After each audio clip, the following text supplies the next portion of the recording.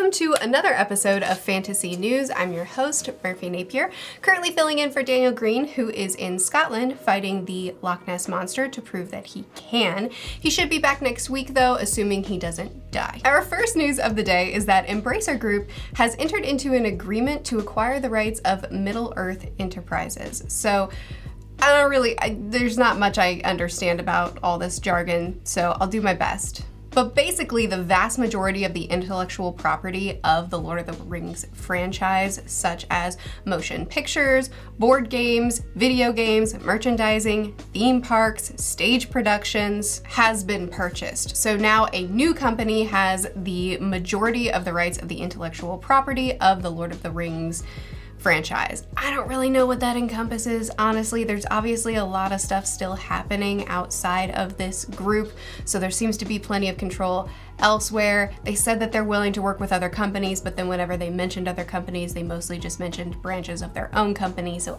I don't actually know. It's probably not a big deal. However, they did, in acquiring these intellectual properties, also acquire a bunch more intellectual properties. So this company is gonna, they have some rights. But more Lord of the Rings news if you're interested in keeping up with what's going on with the Rings of Power. They dropped another teaser trailer, which is to explore the island kingdom of Numenor. It's this nautical village, and my nautical loving, pirate loving heart does think that it looks really cool. I don't really know how I'm gonna feel about this adaptation. I don't have strong expectations or hopes or dreams, but I will check it out. I checked Twitter to see what other people were saying, and I was reminded why I don't like Twitter. But it's also been announced that the first 2 episodes of The Rings of Power will be released together on September 2nd, and then after that it will be a 1 episode per week release for the next 6 weeks until we have all of our episodes. Next news is video game related. Hogwarts Legacy, which is the Harry Potter RPG video game that's been talked about for a long time. They have announced a new release date of February 2022, so that's what we're supposed to be expecting now. However, this has gotten pushed back many times. I think the original release date was in 2021, then it got pushed back to 2022, now it's pushed back to 2023. So I don't know if we're gonna get it in 2023, but a date has been put on it. But we also got another announcement for another RPG game, and that is Avatar.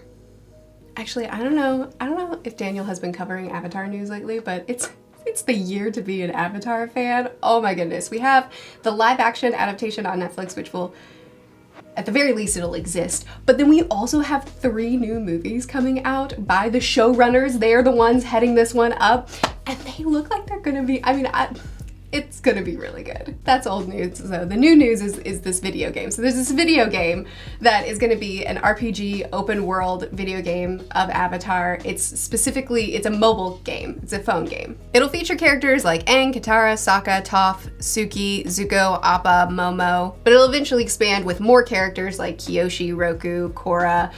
We're also gonna be able to visit a lot of our favorite places within the Avatar world. We're gonna be able to go through a lot of the plot sequences, as I understand it, that we got to go through in the show. We're gonna be able to do battles with other characters. There's not a lot of images or videos online of it, or actually I don't think there's any images or videos online for it right now, so I have no idea how promising it looks, but I'll check it out. It's gonna have a soft launch this month in Canada, South Africa, and Sweden, so I don't know when it's coming to my region, but hopefully the soft launch will go well. They'll continue making it. I don't know. I'm gonna check it out. Next news is some rough news. I don't know how interested Daniel's subscribers are in Hunter x Hunter, but I'm very invested in the series.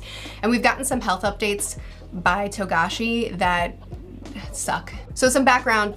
Hunter x Hunter is a series that's been in hiatus for a very long time because of Togashi's health, and has gone off and on in hiatus pretty much since its conception because of his health. He recently created a Twitter account specifically to update us that he's making new chapters and to give us progress, and he's been updating pretty much daily to show us his progress. We originally thought we were getting 10 new chapters, and then he expanded it to 20, and it's been awesome few weeks for the fandom. He's completed the first 10 chapters of what he's promised, and they're off to the editor, and it looks like we're for sure getting those by the end of this year, early next year, and that looks certain. However, the next 10 chapters that he was hoping to be able to complete in this stretch as well are not looking as promising. One of his recent Twitter updates was about his health. He said, "My symptoms are not improving and my treatment and recovery have been taking up a large amount of my time." Then the next day he said, "I've done one frame.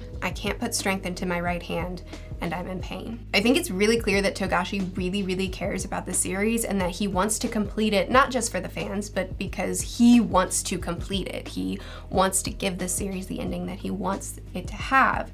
And I think that's wonderful, but I think that all the fans are kind of, or at least most of them, are collectively saying, take a break. Please take care of yourself. So I think we're pretty much guaranteed getting 10 more chapters really soon. The other 10 that the fandom has been thinking that we were gonna get may or may not happen in this stretch.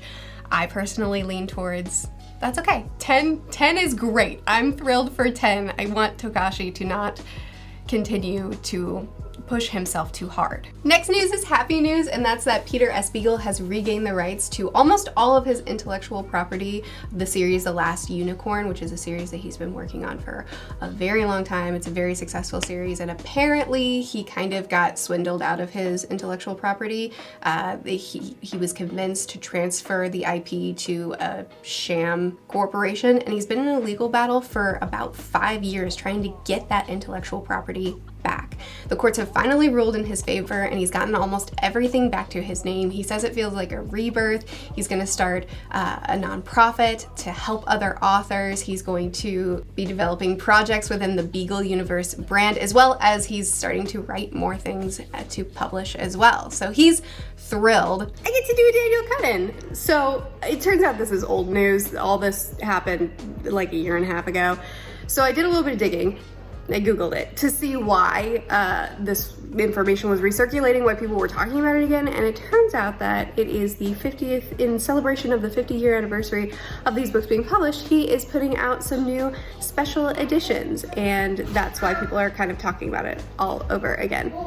So the special editions should be out in 2023, link in the description, which actually leads really nicely into the other special edition news that is next part of this video that I filmed. Some more fun, happy news. We have a special edition for Children of Ruin by, again, The Broken Binding, as well as special editions of the Locked Tomb series produced by Illumicrate, and we've also had an announcement that Brandon Sanderson's books, Dawnshard and Edgedancer, which were previously only produced in, or previously only published in ebook format, have officially been announced that they are getting audiobooks. So that's super exciting, and that there's no release date announced yet for those, but we're gonna get audiobooks soon, which I'm happy for. But that's all the fantasy news I have for you today. I hope you enjoyed. All of the links to all of the things will be linked in the description of this video, so check those out if you want to look into any of them more. And hopefully next week, your disheveled goblin will be back to deliver you with more news. Check out his Patreon if you want to. Leave a comment about your favorite breed of dog, and I will see you again. I won't, this isn't my channel. Bye.